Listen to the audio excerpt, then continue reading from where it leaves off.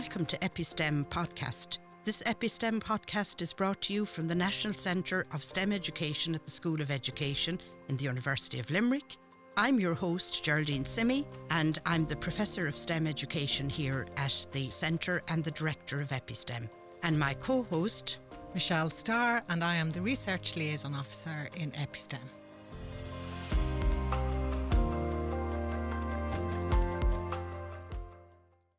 Welcome back, everyone, and here today with our very special guest, Dr. Sarah Hayes.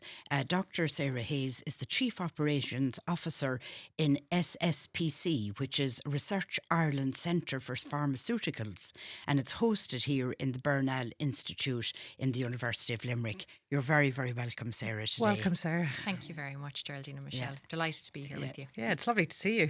Yeah, absolutely. Yeah. Great. Tell us a little bit about your background and how you ended up running the centre. Oh my goodness. How far back do you want me to go, Geraldine? All the way back? Yeah, go all the way back. Okay. So I suppose I first became interested in science in secondary school. In junior cert, I had a really, really good science teacher, and I did well in science in my junior cert, but I also did well in English and history, and I couldn't decide what subjects to take up.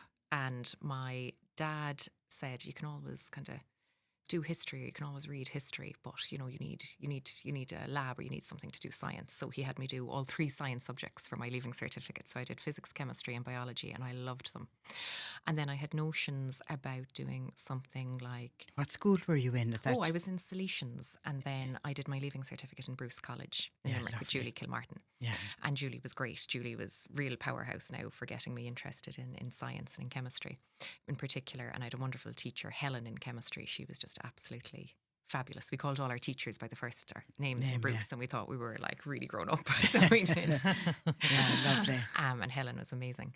And then I had notions of going off to Dublin or to Cork or somewhere like that and doing radiography or occupational therapy. And I was 16 doing my leaving cert. So my father thought this was absolutely hilarious, the notion of me jetting off to the big smoke, and sat down with me to do my CO and change it, and was like, absolutely not. You can go out now. Let's have a look at out in UL, a nice science degree for you. And we found the science education degree out in UL, and Dad convinced me that this was a great option because I'd kind of nearly get the 2 degrees. I'd have the dip for the teaching and I'd have the science. And you know what? Yeah. He was absolutely right. It was a fantastic option. It is. It's a great, brilliant program. But you know what's going through my mind is that, if you read the history of women scientists down through the centuries, the influence of their fathers has been a huge thing. If you actually go back on their life stories, really interesting. The father has been a very, very big influence. Okay. Amazing. Yeah. There we go now. Dad always said, can't you read your books? You need a lab to do the bit of science. Now, no offence to historians. Yeah, exactly. We just want to put in that plug there before we have to apologise. Yeah. But you did your science education degree then in UL, and you moved on to do a PhD. I did. I had a great experience doing the science education degree in UL. I started out actually doing biological sciences, and then you got to pick at the end of first year whether you do physics or chemistry. And I realised that I was too thick to do biological sciences, and I had to apply to transfer into the physical sciences, so physics and chemistry in my degree, which was a really rare thing apparently at the time. There was only, I think there was 10 or 11 of us in that degree programme, and I think only 5 or 6 of us actually graduated, and I was the only girl. It was myself and 4 fellas in that particular programme. But physics and chemistry I loved. I felt the Latin names with biological sciences, I couldn't learn them all off. I found it too hard. Whereas I could just do a bit of maths and physics and chemistry, and that was great. So I had a very, very influential lecturer, Dr. Peter Childs, and I had Peter for environmental chemistry and inorganic chemistry and loads of different modules. And Peter was brilliant. He just put so much time and energy into all of us in science education as something he did in his whole career, I think. Not just with the undergraduate students, but with, He's got great energy. Yeah, he's and given he a still huge, does to this day. Oh, yeah. I mean, yeah, and I can identify with that. I mean, as a teacher, school-university partnership was very important when I was a teacher, and Dr. Peter Childs was our go-to person 100%. with everything to do with science or chemistry or anything. It's just that commitment of, there were a number of science educators in Ireland at the time, and he was one of them. They were outstanding in the commitment they gave 100%. practicing teachers. Incredible. Yeah.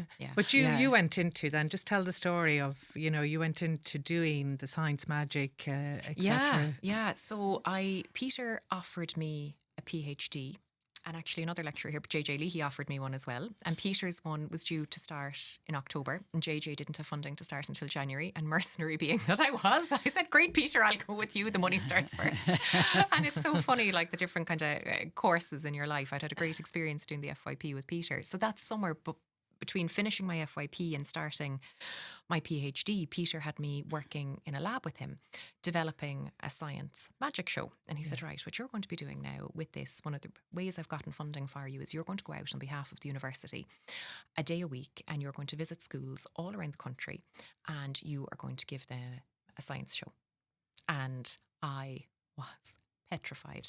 In the lab, setting myself on fire, blowing things, all of these kind of mad things that you think of when you see these kind of crazy scientists or whatever. Absolutely gorgeous, yeah. And I had to kind of prep a show and a script and everything, and off I went on my merry little way. We saw you on the Late Late Show at some point. Yeah, that's doing it. It's funny where these things take you, isn't it? But that was a novel idea at the time. I mean, think about it. For a young, student like yourself, fresh in university and heading into the schools with your box of chemicals, and going in to do shows, to engage you're with the engaging with the children. Absolutely, I think it was really powerful. I think we missed probably an opportunity. It would have been great to do some work at a later date and look at that kind of retrospective look back. Yeah. And what students chose science and what effect did it have. Now, Peter had a PhD student, Elaine Regan, and she looked and did her PhD around this science show and the development of it. And she did some really, really fabulous work, some really detailed studies, and they had some great papers on that work. But no, it was fantastic. It was a great experience. Of that, they're calling the area like affectivity now. Exactly. That all of that idea of being affected by something, being moved by it. Yeah. Actually, the importance of that in kind of arts-based pedagogies 100%. is like a huge thing now, where it wasn't maybe 20 years ago or 15 years ago, but it is now very, very important for climate action, for young people to be moved to care for others. Absolutely. It's become very important. And I remember at the time we really struggled to articulate that. We struggled to kind of put the right language, the right terminology around how important we felt this actually was. And when you think about your past and you think about different subjects, you think about schools, the things that affective domain. That's it. Things that affect you. So your teacher, the positive emotional responses you have to subject.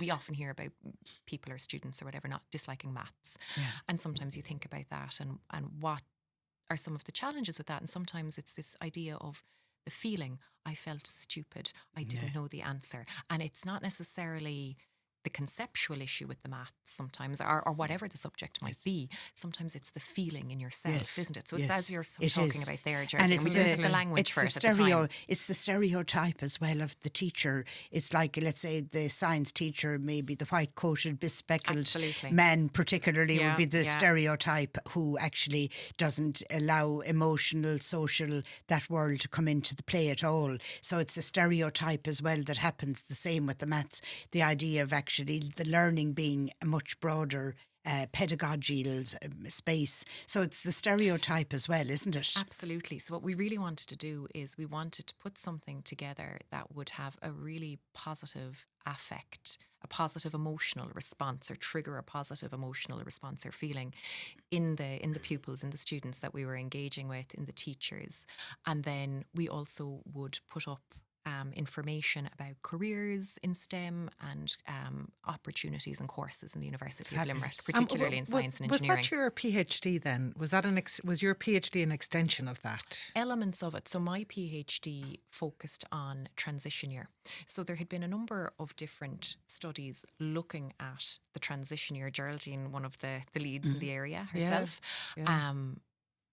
and how it was done. But there was a gap in the research on science in the transition year and how this was being experienced, if you will, by schools, by pupils, by teachers. So I wanted to take that kind of a holistic perspective and think about it in the context of informal and non-formal education, and look at how science was actually being experienced and what impact, if any at all, it had having science experiences in the transition year made on subsequent subject choices for leaving cert for 5th and 6th year. Yeah. And then similarly, I did work looking at that from the teacher perspective. And then I did case studies from a school perspective where I kind of triangulated that data. So that was what my PhD interesting. Yeah. was about, and just trying to better understand. And that has a very good research base, like that experiential learning, pedagogies, affectivity. That has a huge research base nowadays, very strong cultural studies and science education, and all of those journals do a really good, you get a great richness of literature in this area now, whereas maybe 10, 15 years ago it wasn't there no, it was a much. Tough one, yeah. There has been a big change, hasn't there? A real shift, yeah. And even moving, I did a mixed methods approach in my PhD, so I wanted to have kind of the broad generalisable piece from the work with the students and the teachers. So I had hundreds of pupils involved, and Ailish Hannigan in maths and stats was brilliant, really supported me in helping to do some of the statistical analysis through that data, of that data and that work, and she was amazing. But what we had was a lack of experience, to your point, Geraldine, at that time, of that case study approach and those kind of broader social sciences, qualitative methods. And again, this is where EPI STEM, or the National Centre for Excellence in Maths and Science Teaching and Learning, as it was at the time, was really, really, I suppose, important for me, because it brought that cohort of young, early career science education researchers together, and we had that support. And I remember through that, I mean, Geraldine, you probably don't remember, but you were really helpful and really important for that qualitative piece when I was doing my PhD, and your student Sancha Power was really important. And we all worked together and supported and helped each other. And Jennifer Johnson and Joanne Broggie, and that's right. it was a really more in your rear Yeah. So you had this kind of bank, if you will, of colleagues that would help, and building that out was really Michelle important. and myself, that's what we're doing, continue to do now. We've a good number of our PhD students, and we're looking at STEM and STEAM education, trying to broaden it out to try and go with the arts-based pedagogies and affectivity and bring all of that into the mix. But we're actually doing that work in EPI STEM now as the National Centre for STEM Education, working with our engineers, our technology lecturers, as well as our science and mathematics people. So and bringing in the actual engineers and scientists into the space as well. Yeah, exactly. So but trying to also bring in arts-based and ethics and all of that in to kind of really tackle the bigger questions around, I suppose, citizen science and sustainability and all of that into the future. Tell us about this, the SSPC, the centre that you're running, that Research Ireland Centre for Pharmaceuticals. It sounds very interesting to me, given that I suppose the southwest of Ireland is very strong in pharmaceutical industries, and we've a long history that way. Have you a lot of connection to enterprise and industry? Absolutely, yeah. So that probably sounds like a little bit of a strange leap. So I started in SSPC as their education and public engagement officer a number of years ago. Which isn't really, because it's linked, totally linked. Totally linked with my research background, absolutely. Yeah. But I suppose to make the leap from that education and public engagement into the chief operations officer role mightn't be the most kind of linear, career trajectory or whatever. So SSPC is great. SSPC is a fantastic research centre. It's just such a pleasure to work there, and I'm really proud of being the chief operations officer in SSPC. So what we are is we're hosted in the Bernal Institute in the University of Limerick through the Department of Chemical Sciences as well, which is really important. And we work with 9 other research performing organisations. So we work with all of the different universities in the country. We work with the University of Galway, with UCC, UCD, the Royal College of Surgeons in Ireland, DCU, NIBRT, which is the National Institute for Bioprocessing Research and Teaching, and on the campus of UCD.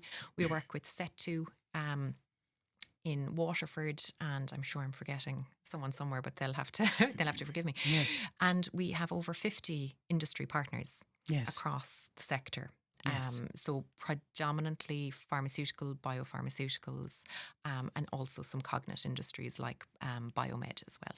Yeah, that's fabulous. Yeah, Fabulous, yeah. great. I mean, all that's very rich partnership across, Absolutely. and makes a big difference, I suppose, for bringing in research funding and keeping a research-led handle on all of this. Do you do a lot of research-led funding projects, or? Absolutely. Yeah. So we received an investment from Research Ireland, formerly SFI, in 2019 of approximately 23 million. And we've grown that 23 million to 70 million plus in the last number of years.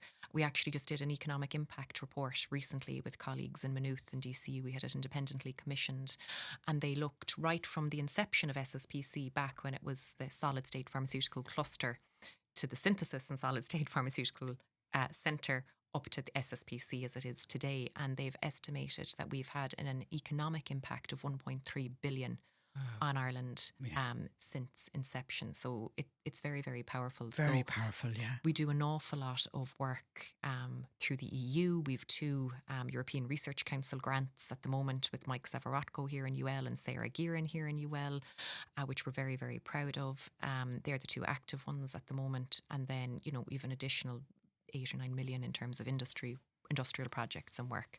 So what we, I think, try and do is our work has to be very, very scientifically excellent, right? We have to be really punching above our weight and really ensuring that Ireland is punching above our weight in terms of the research that we do and its relevance to the pharmaceutical sector. But in addition to that, we are aiming to try and move Ireland kind of higher up the value chain. So we've obviously a very, very good manufacturing base established here in Ireland for the manufacture of pharmaceutical and biopharmaceutical products. And what we're able to do in SSPC is work with companies, work across the sector through the universities, and really make this ecosystem a bit more collaborative and connected. And in doing so, we're hoping, or what we're trying to do, is get those companies further up the value chain, that there's more research and development and innovation starting to house in Ireland now. And we're seeing that now in terms of the investments. There's more co-location of that development work alongside the manufacturing sites in Ireland, and we're seeing that as a shift now in terms of research. And that doesn't happen. That doesn't happen by just leaving it to its own. Absolutely not. To make an ecosystem, it's a complex partnership to make that work, and what a difference that will make to research and innovation, and to future-looking approaches to science and everything, and to the companies involved. A huge difference. Absolutely. You must be doing, the research must be kind of across from the raw material stage right up to the finished product, but also the innovation. But you must put an awful lot of PhDs through, which is fantastic for the industry. Yeah, we've had close to 400 PhDs through, and about 2/3 of our PhDs would transition into industry post-PhD, which is incredibly high, both in terms of the US, in terms of Europe. But the pharmaceutical industry employs, of all PhDs in industry in Ireland, 25% of all of them are in the pharmaceutical sector. Yes. Yeah. So having that PhD level education is really, really important to get up that value chain in pharma, to problem solve, to innovate, all those wonderful critical skills that PhD level education brings. Yeah. And I think not dissimilar to the work that you're doing in EPI STEM and what you were just talking about there, Geraldine, in terms of bringing that critical mass together, all these different people with different perspectives. Yes. That's what we're trying to do as well in SSPC. And I mean, I think globally we have wicked problems now. That's it. They're complex and they need complex solutions. And if you're not able to do that, then you're going to stagnate. That's it. And the concept of the myth of the one bright genius in the corner solving it all is well gone. So that myth has been blown. It really has to be interdisciplinary, transdisciplinary, a lot of listening, a lot of new ideas accepted, a lot of things. It's a different type of environment you need to create, and you need to keep it pretty open. And of course, I suppose the great learning for me in science always was that lovely skeptical call openness. So science is that open. It's like a whirl. It's got that. It's open. Absolutely. It's not a closed system, and it keeps that fresh thinking and keeps the openness. And that's what I feel we want to do in EPI STEM, is to keep the openness so that researchers find their feet and we can work. We do a community of practice every month with our PhDs for them to come and chat and work with the researchers to try and, get that collegiality and get them used to communicating their science with others and developing in that way. But we had a lovely experience with your group as well, because IDA, the National Chemistry team, were down with us, and you provided the laboratories and we worked with you. And they were delighted to be able to roll in here and to be able to do their prep for their in-service for all the chemistry teachers in Ireland. So that was a wonderful opportunity. Absolutely. I mean, I think we've built out a really, really, really strong research-led culture of education and public engagement in SSPC. And, a lot of credit to Research Ireland, formerly SFI, for really championing this. They've been really, really strong over the years in pushing education and public engagement, pushing this notion, this broad level of scientific literacy and the socio-scientific citizen. Yeah. And that's something we've really, I suppose, taken and run with. Brilliant. In SSPC. Well, it's a great opportunity. I mean, I've been in your labs, and for the schools to be able to come in, the students must, the young people, and they're able to see your great, what's going on in the place, and it's there, it's real live researchers, and they're working on their different projects. So that hands-on experience must be amazing for students. Yeah, hopefully. Yeah, I think it is. I mean, for all different kind of groups, we worked with a Seawell project with some community groups through St. Mary's and through South Hill as well, and we helped do some mentoring on that and building out, community gardens. And you're kind of thinking, how does that link to, but linking that even to pharmacy and where it all comes from in plants, and exactly. so there's. If you're open to it, I think there's a real richness and opportunity, and there. That's exactly what we're talking. That transdisciplinary, that cross-disciplinary. That you're working in a huge big cluster across Ireland and across the world, and with us working across the STEM subjects, that you allow new ideas to come in. Absolutely. It's not closed. It's like, it's not saying, no, that doesn't fit in. It's. And I think that's why perhaps someone with an unusual background for this role, like myself, in I suppose I'd always think of myself or talk about myself first and foremost as a science teacher. Mm-hmm. But you bring a skill set with that around facilitating.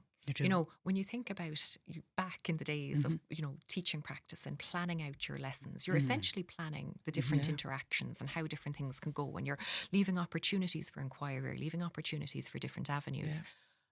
And all of those skills are really, really transferable, and they're really great and really useful in a whole variety of different settings, particularly in kind of facilitating and managing those research conversations and those different things with industries. So, I mean, I love Henry Geryu's work on the idea of kind of the teacher as public intellectual, cultural critic, cultural worker, much more so than maybe just a mere facilitator. 100%. And, that it is at another level, the kind of skill set that the teachers have in this space, as well as people who are leading and running research centres and working there, because liaison is so important, as well as having the openness.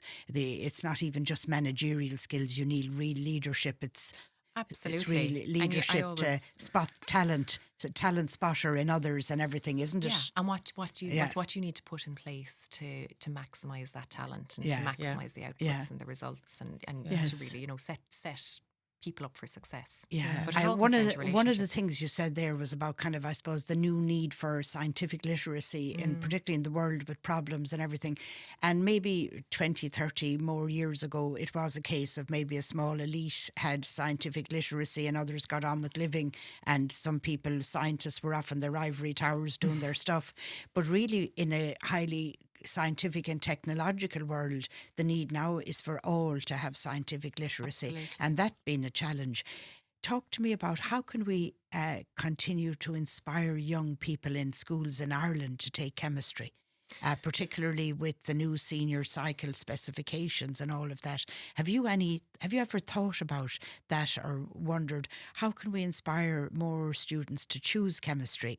Is there what can the university do? I mean, what can the schools do? What can parents do? But how can we make sure that young people in Ireland, as more than your father sitting down talking to you, how can young people in Ireland know that we have just a fantastic pharmaceutical industry here in Ireland, and that we have this fantastic umbrella space that's there for future employment and quality of life, and for people who are interested. I think like most of the issues or the challenges we've been talking about so far today, there's no one size fits all approach. There's shades of grey, and it's going to be a complex and a nuanced approach, and it needs multiple actors and stakeholders to all work together with that kind of single goal or that single purpose. So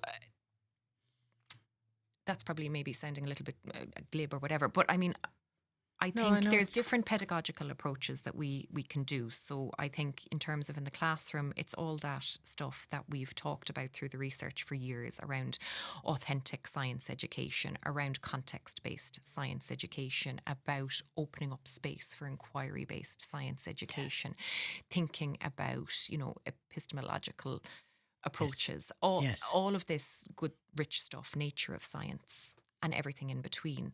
Understanding what a career in science looks like, understanding what jobs look like. One of the questions I used to always get asked when I went out to schools doing the science shows and talked about careers in science or careers in STEM was, how much money will you make? Yeah. Oh, yeah. That is important. It is important, well, and kids are pragmatic, so they want to but they also, people don't necessarily want.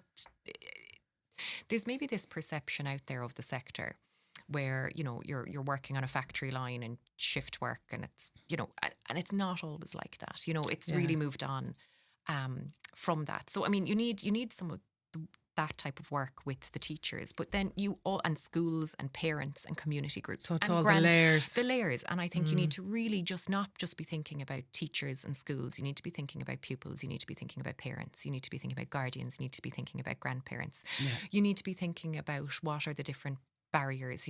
We've done a lot of work thinking about intersectionality. We've got a large new migrant community in Ireland now. Yeah. What does that mean for science education? How, if I'm a girl and I don't have English as my first language, I have a different cultural background, I have a different ethnic background, I am facing multiple different barriers in terms of accessing STEM.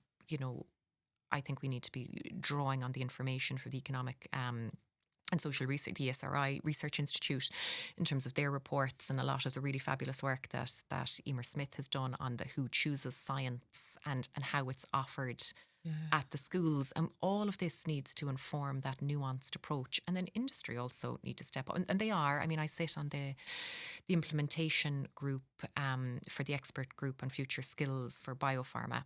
And I'm actually speaking on a panel on Thursday on that, all about this lifelong learning, all about the skills, the gaps, what is needed in education. And I know industry are very concerned about that talent pipeline, about scientific literacy. Yeah. And then how, as academics, do you marry that? I always think that there's nearly two different paradigms. There's this contemporary research in science education, as you've spoken to, Geraldine, and we think about scientific literacy and we think about this kind of science for all. And then there's the economic paradigm, which is maybe some of which has some of the same goals, but some of the motivations are different. And how do we balance? How do we marry the two? So, and I think that great love of learning, I think the wonderful ideas, I think what's so wonderful about chemistry is it's theoretically so enjoyable. The concepts and big ideas and theories, the ideas, it's one of the sciences that is the most attractive in terms of conceptual thinking. And so I think the hands-on as well as the conceptual thinking, and maybe we're back to the magic shows in a sense, in some shape or form. It is multiple, obviously the solution, but it is actually bringing back some of the magic and joy of teaching as well, and the intellectual prowess of the subject as well. I think all of that is needed in the space. Anyway, have we Is there anything you want to... One final thing. Sarah, you're going to talk to us because I know you're highly involved in organising Limerick Festival of Science. Science Week is coming up, so I'll let you talk to us about this. So we're kicking off on Friday the 7th of November, and I'm coordinating it this Friday. This Friday coming, I know, where all go. I'm taking over from Bernie Quilligan, who has coordinated it for the region for the last and I hope number Bernie of years. is enjoying her retirement. Absolutely not. I would say I am plaguing her with questions about Science Week, and working with wonderful partners, Anne O'Dwyer in Mary Immaculate College and Lynette Marker in Toos, the Technological University of the Shannon. Right, yeah. So I think it's fabulous for Limerick, for the Midwest region, that the 3 higher education institutions, were coming together to really showcase the best of scientific research across the Midwest, and also to really open up a dialogue with community around all these different issues and all these different socio-scientific issues as well. So we're kicking off next week. We've over 100 events over the week across the city and county, and even out into County Clare as well. And we're really, really And how will people who are listening now get to know what's going on? Yeah, absolutely. So people can get to know what's going on by going to www.scienceweek.ie, and there's a little filter for what's on, and you just put in Limerick as your location and everything comes up. And the best thing about all of these different events is they're all free, and we've got events for adults such as a brewery tour of Treaty City Brewing, where their master brewer, who is a master's I believe in chemical engineering, is going to talk us through all the intricacies of that, all the way to an electric scavenger hunt out in the Crescent Shopping Centre with Sarah Gearan, who is our ERC award winner, and really bringing that, cutting edge fundamental science to the public, which is really, really exciting. To all sorts of different things. It's great. Sounds fantastic. Thank you very, very much, Sarah. We'll finish off and say goodbye, and we'll talk again to you. Thank you very, very much. Thanks for having me. Dr. Sarah Hayes, and we'll finish off today saying thank you very, very much. So we're going to finish off with a piece of music by Ciara Gainey. Ciara is from Dingle. She's a student here in the University of Limerick. She's a BA in Irish music she's doing. She's going to play us out with a beautiful, beautiful piece of music called Gan Anam. It's a Gan Anam jig, and it's actually without a name, Gan Anam. I think that's my bit of Irish. So listen, enjoy the piece of music and have a lovely time until we see you again.